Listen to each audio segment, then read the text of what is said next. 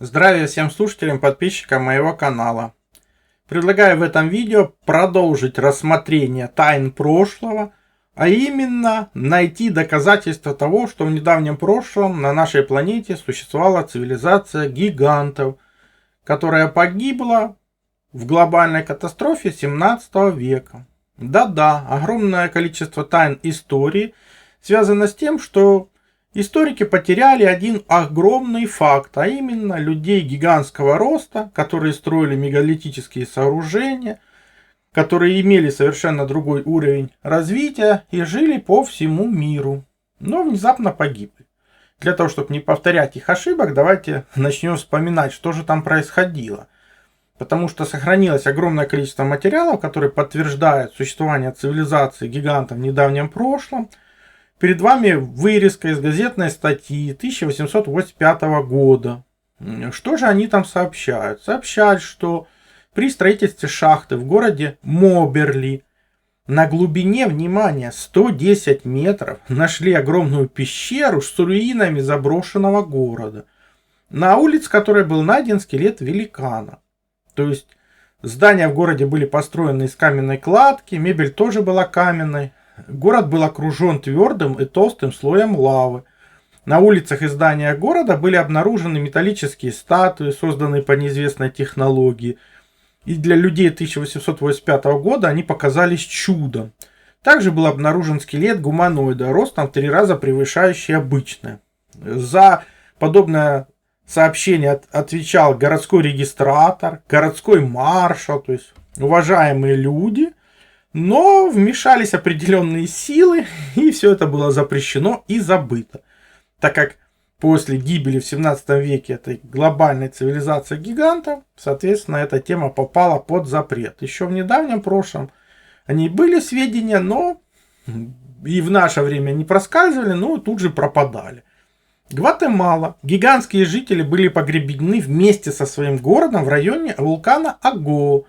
То есть газетная вырезка от 4 ноября 1893 года. В Гватемале в поместье Дона Мануэля у подножия вулкана Агоу под землей был обнаружен целый город с гигантскими скелетами его древних жителей. Обнаружено множество артефактов. Город находится на глубине около 5 метров под землей.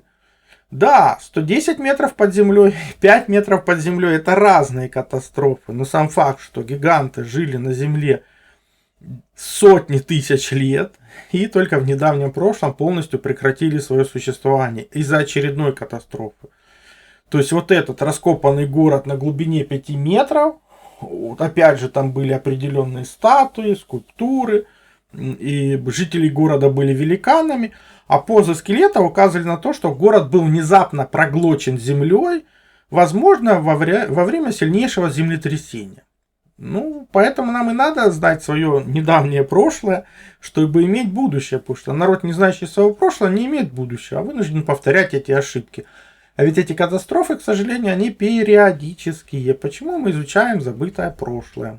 Друзья, спешу поделиться с вами отличной новостью. Несколько дней назад производитель синтезита, которым я пользуюсь уже давно для поддержания энергии, выпустил лимитированную новинку – синтезит гастроформа. Это порционное саше для поддержки пищеварения. В составе только рабочие компоненты: инулин, глутамин, имбирь, артишок, солодка и капсула синтезит, которая усиливает восстановление слизистой и нормализует работу ЖКТ на клеточном уровне. Без сахара, без агрессивных стимуляторов, без привыкания. Разводится в воде, действует быстро и мягко. Синтезит гастроформа помогает снизить вздутие, улучшает отток желчи, восстанавливает микрофлору и возвращает комфорт после еды. Саше удобно брать с собой. Один пакетик, один прием в день. Гастроформа — лимитированная партия, так что если хотите наконец избавиться от проблем с пищеварением, успевайте. Я себе уже заказал.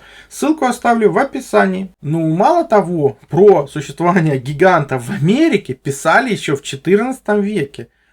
Да-да, не удивляйтесь. Вот недавно профессор Миланского университета Паоло Кьеза и его аспиранты расшифровывали древнюю рукопись 14 века. Монаха-доминиканца Гальвана. Ну и что же они там прочитали? В ней был отрывок на латыни такого содержания. Он рассказывал о землях, лежащих на запад через Атлантику. Дальше на запад есть земля по имени Маркалада, где живут великаны. В этой земле есть здания из огромных каменных плит. То есть, да, задолго до Колумба, который плавал по этим сведениям, они знают про существование Америки, про жизнь там великанов, но все они погибли в 17 веке. Как бы и освободили место для завоевания Америки. О том, что Колумб был последним открывателем Америки, можно посмотреть в моих предыдущих видео. Там этой информации масса. Но вот все-таки они опять попадают в Америку официально, 16 век. Слева картина того, что они встретили как бы в Южной Америке, в Патагонии. Даже не будем обращать внимание сейчас на этих русалок, но они встречают гигантов. Слева одна картина, справа одна из карт того времени, и там это гиганты, великаны. И совершенно другая Америка, чем мы знаем ее сегодня. Кстати, там же было огромное количество уже готовых поселений, в том числе и великановые. Первая иллюстрация археологического памятника в Патагонии — Аргентина. Считается выпущена 1615 год. Что тут стоит обратить внимание? Они уже находят не совсем уже живых великанов, но и скелеты великанов. И видно, что перед нами гиганты. В том числе, обратите внимание на синенькую стрелочку, потому что, скорее всего, тогда еще не вымерли и вот эти гигантские птицы. Потому что мы их знаем как гигантская моа. Считается, что она живет только в Новой Зеландии. Но предыдущие карты — это как раз карты Патагонии, как раз Южной Америки. Опять же, слева еще одна из карт Магелланового пролива. И что мы видим? Огромное количество гигантов. И эти гиганты — обычные белые люди. А по факту это скифы. Скифы, или так называемые ханаанцы, которые попали в Америку из земли ханаанской, что мы тоже много раз читали в предыдущих учебниках.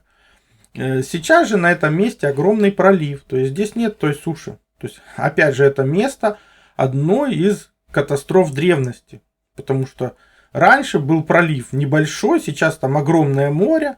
А куда это все делось? Это как раз было смыто катастрофой, прошлыми потопами, что я показывал в предыдущих видео. Переходите, смотрите. То же самое мы находим в книгах древности. То есть ссылки в описании под видео. Они на разных языках, но смысл их самый разный. То есть перед нами ежегодный реестр или взгляд на историю, политику и литературу за год 1764.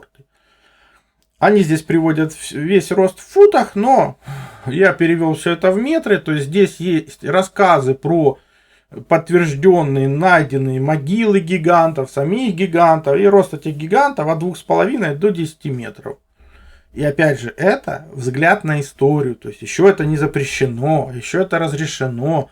То есть это 18 век. То же самое мы находим в книгах о гигантах прошлого, 19 век. Они повторяют те же самые сведения, они фактически рассказывают про гигантов, которые были найдены по всему миру. И я повторяю, их рост подтвержденный от 2,5 до 10 метров. И эта информация кочует из книги в книгу, ну и таких книг просто масса. То есть они постоянно повторяют сведения об этих находках.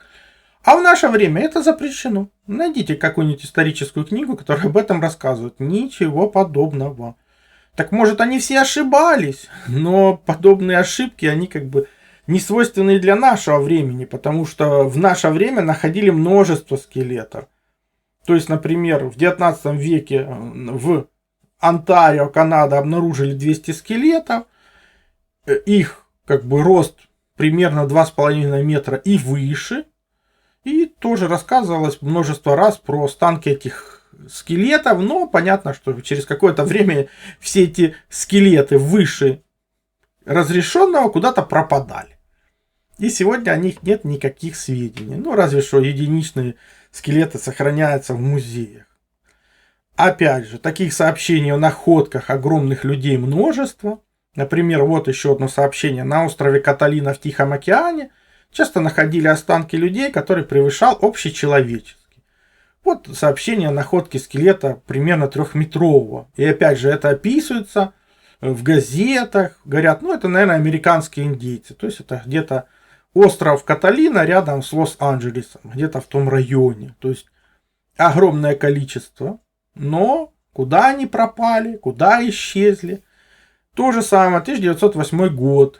На Конгрессе историков, археологов и исследователей США выступил Чарльз Клапт. И он рассказал о том, что да, они наткнулись на подземное захоронение скелетов ростом 3 метра, огромное орудие труда. Ему было высказано недоверие, так как он не был ученым. Он пригласил членов вот этой университетской археологии подтвердить их существование, этих гигантов. Да, они действительно нашли этих же гигантов, но тут все пошло по старой схеме. То есть после того, как туда прибыли научные мужи и действительно убедились, что они настоящие, власти Мексики запретили дальнейшее исследование этого района. Пещеру огородили, ну и запретили туда доступ. Все, больше их туда никто не пускал. Вот и вся технология пропажи гигантов из истории. То есть около Мехико обнаруживали скелет гиганта ростом 4,5 метра. Опять же газетная вырезка Нью-Йорк Трибьюн от 2 февраля 1909 года. То есть совершенно недавнее прошлое. Но где же они сейчас? Неизвестно. Хотя эта находка возрождает легенду ацтека о том, что в доисторическую эпоху в долине Ануак жила раса гигантов. Это гиганты, известные как квиноцины, были очень высокого роста и были впоследствии уничтожены. Ну, как раз они не вписывались в общую историю. Как раз индейцы и пришедшие из Европы завоеватели вынуждены были воевать как бы именно с гигантами, уничтожать их останки. Хотя как раз это по факту это скифы. Это скифы, которые имели высокий рост, мы их знаем как ханаанцы в истории. Да, одно из племени скифов. О том, что гигантские люди были найдены по всему миру, наука прекрасно знает, потому что еще в 1930 году в Австралии старатели часто находили окаменелые отпечатки огромных человеческих ног. Расу гигантских людей, останки которых были найдены в Австралии, антропологи назвали мегантропусами. Их рост составлял от 2 метров до практически до 4. Они схожи с гигантопитеками, останки которых обнаружены в Китае. Ну, их рост примерно 3-3,5 метра, вес 400 килограмм, гигантские орудия труда. Но где же сведения о них в исторических учебниках? Вы что-нибудь подобное в школе встречали? А подобных гигантских следов по всему миру их просто десятки тысяч. Известны они науке? Известны. Ну и какой результат? Ну, то, что имеем. Все запрещено. То же самое мы можем найти в свидетельствах святого Августина, который он оставил как бы в 5 веке нашей эры. При этом туда же, в это место, Утики, это где-то в Тунисе, прибыл другой, скажем так, европеец в 17 веке. И он подтверждает фактически данные Августина из 5 века, потому что он нашел там зуб гиганта, который как бы превосходил зуб человеческий в 100 раз. Об этом же пишет наш Томас де Акрос, который был там в 1630 году. Что же он там нашел в том же Тунисе? То есть он нашел какие-то кости гиганта, их общий рост примерно 6 метров. А голова была вдвое больше винного сосуда. То есть, ну, это больше полукуба. Он опять же взвешивает один из зубов гиганта. Он весил, скорее всего, 1,2 килограмма. Один зуб. То есть он опять же подтверждает, что таких зубов много. Да, некоторые кости уже рассыпались, но все-таки он подтверждает данные святого Августина о том, что есть в том месте до сих пор остатки гиганта. То есть, как видите, свидетельство из давнего прошлого подтверждается свидетельством из недавнего прошлого. Если это все есть, но это то же самое сохранилось и в статуях древности. Слева статуя военачальника из Хатры, Ирак, 2-3 век нашей эры. И заметьте, он держит в руках, это же не ребенок, это воин в полном облачении. То есть, либо это суперкарлик, который почему-то стал воином, либо все очень просто, перед нами обычный человек и гигант, который его и держит. Почему он и главнокомандующий, военачальник и так далее. Но самое интересное у него даже не в росте, а в шапке, которую он носит. потому что у него на шапке изображены 2 луны. То есть для того, чтобы этот символ иметь, надо жить на нашей Земле как минимум 150 тысяч лет. А как мы знаем, там шумерская цивилизация, опять же по расшифровке науки, это 440 тысяч лет. Но они в это не верят. Ну, соответственно, поэтому эти сведения из расшифровок в учебники истории и не вносят. Справа Рим, период республики, мраморная стела, около 400 года до нашей эры. Перед нами слева обычный человек, справа гигант, который, ну, примерно раза в 2 выше. И подобных иллюстраций в книгах множество. Слева святая Варвара. Легко и просто положила руку на целую башню. Но подобных гигантов рост тогда должен составлять, ну сколько, ну метров 50, наверное. Может это не так, не знаю, но в книгах древности подобных иллюстраций хватает. Дама ведет слоника. Это какого роста должна быть эта дама, чтобы вести этого слоника? И на этом слонике едет еще какая-то дама. Я, конечно, дико извиняюсь, но чтобы вести этого слоника, дама должна быть метров 6 хотя бы. Ну так, по минималке. И тогда станет понятно, как строили мегалитические сооружения древности. Все очень просто. Просто строитель должен быть, ну, чуть-чуть крупнее того, к чему мы привыкли. Вот и весь секрет.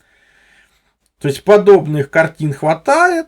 Тут почему-то, как вы видите, гигантские люди борются со слонами. И по факту изображение такое, что человек-то не намного меньше самих слоников. То есть подобных фактов в прошлом огромное множество. Да и слонов как-то многовато, не находите? Где же они их брали в таком количестве? Но не только слоны, но и жизнь морей была крупнее. Вот подобные изображения показывают нам краба, который больше, чем сама лодка. А справа наше современное изображение. Краба размером с машину увидели, запечатлели на дорогах Владивостока. То есть размер внедорожника. Опять же, это видео можно будет посмотреть у меня в телеграм-канале. И подобных сообщений множество, потому что все эти крабы, омары, они в принципе растут и живут бесконечно. Поэтому вот те же самые фотографии 1915 года, где показаны гигантские омары. То есть биосфера древности до катастрофы, она была гигантской. Ну, в том числе и животные. Слева сцена битвы человека с насекомым. Вырезана на перстне 1 век до нашей эры. Кто не понял, это не третья нога, а ножны от меча, которым человек побеждает гигантского насекомого. Но либо люди были как бы поменьше размером, то есть лилипуты, либо насекомые побольше размером. Оставьте ваше мнение в описании. Тоже есть подобные сообщения, где там находят каких-то раков весом по 23 килограмма. Ну, насколько в это верить или нет, нам сегодня вопрос открыт. Но факт есть и такой, что подобных сообщений множество. О том, что гиганты существовали, известно было же прекрасно в недавнем прошлом. Здесь Джулио Романо, фактически в 16 веке, создает фреску. Фреска называется «Падение гигантов». То есть гиганты размером с колонны. Почему, как говорится, сооружения прошлого не имеют гигантские двери, гигантские колонны, для того, чтобы эти гиганты просто могли пройти в них. Но у основания сломанной колонны мы видим как раз металлический стержень. Сегодня нам говорят, если есть металлический стержень, это как бы современная подделка. Ну, пожалуйста, 16 век. Это просто распространенная технология. И, скорее всего, технология заливки.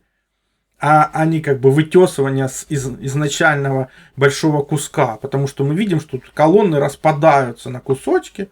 А в середине идет стержень, который все это скрепляет. И опять же, все это происходит рядом с огромным количеством гигантов, которые погибают в какой-то катастрофе. И она была, скорее всего, не одна.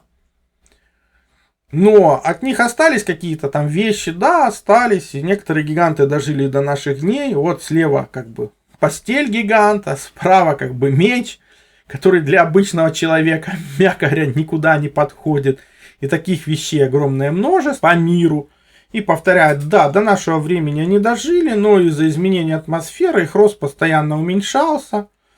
Поэтому у нас есть как бы свидетельство, вот 18 век, 17 век, про людей, которые рост примерно 2,7 метра. Справа это как раз гигант из Германии. Его рост 2,7, ладонь 45 сантиметров. Слева как бы французский гигант. Он стоит как раз рядом с лилипутом, ну и обычными людьми как бы недавнего прошлого, которые есть какие-либо отклонения. То есть как бы цирк уродцев так называемый, которые были популярны долгое время. Но опять же есть и костные останки. Перед нами как раз справа обычный человек ростом 1,68 метра. А слева от него как раз одна из запчастей человека, рост которого был 2,5 метра. Мы видим и голову, мы видим и костные останки, и их описание. Все опять же есть в ссылках под видео. Перейдите, посмотрите. Это 18 век. Все прекрасно знали о существовании таких гигантов. Они дожили и до нашего дня. Какие-то часть их сохранилась в музеях. Всегда сравнивали как бы гигантов, карликов, обычных людей. То есть и эти музеи существуют и сегодня. Дожили они до наших дней, но обычный теперь их рост не превышает 2,5 метра. То есть перед нами Льюис Уилкис. Он родился в 1869 году в Сент-Поле, штат Миннесота. Как раз, скорее всего, он и был как бы потомком тех гигантов, которые жили в Америке, но потихоньку были переселенцами уничтожены. Опять же, при помощи коренных так называемых индейцев. Ну, потом та же самая участь постигла тех же самых индейцев. Потому что, когда приходят захватчики, им сначала надо стравить тех, кто там живет, а потом уже занимать освободившееся место. И так было всегда. Самый известный великан нашего времени – это Федор Махно. Его рост 2,85. Но, я так понимаю, до сегодняшнего дня этот рекорд не внесен ни в какие учебники. Почему? Ну, вопрос открыт. То есть, были гиганты прошлого? Были. Они создавали гигантские цивилизации, они строили мегалиты и несли совершенно другие технологии. Поэтому надо продолжать изучение в этом направлении, чтобы снять огромное количество, скажем так, загадок истории. Ну, помните, повторение мать учения, но информация с первого раза никогда не усваивается. Смотрите видео столько раз, сколько нужно. Все ссылки на использованные материалы в описании под видео. Кнопочку еще нажмите, все откроется. Либо смотрите в конечных заставках к видео. Ну, не превращайтесь в четвертую обезьяну нашего времени, которая просто уткнулась в гаджет, ничего не видит и ничего не слышит. Напишите свой комментарий, поставьте лайк, подпишитесь на канал, поделитесь видео в социальных сетях, для того, чтобы здравомыслия стало больше, новые исследователи подключились к этому направлению, ну, больше информации на канале и в конечных заставках к видео. Также переходите на мой сайт, ссылка есть в первом закрепленном комментарии под каждым видео. Там размещены мои статьи, в том числе и запрещенные на других платформах. Плюс там же существует и магазин. Магазин существует для тех, кто хочет и может поддержать мою деятельность, для того, чтобы я ее и продолжал. Я же смогу вам содействовать в том, чтобы вы узнали свое предназначение по дате рождения, либо освоили силу живой воды, проводили измерения, которые помогут понимать, что вы едите, что пьете. Плюс получили лучшие натуральные витамины, именно Иван-чай. Плюс, опять же, сила живой воды – это водород и озон. Именно эти две структуры воды помогают нам сохранить здоровье и вылечиться от любых болезней, потому что они универсальны, подходят как одному человеку, как и всем членам семьи. И один раз купленные не требуют других расходников. Плюс, например, детектор электромагнитного излучения. Мы все живем в городах, а там огромное количество электромагнитных полей. И имея эти простые измерительные приборы, вы сможете не попадать под их влияние, а значит будете меньше болеть и дольше просто проживете без лекарств.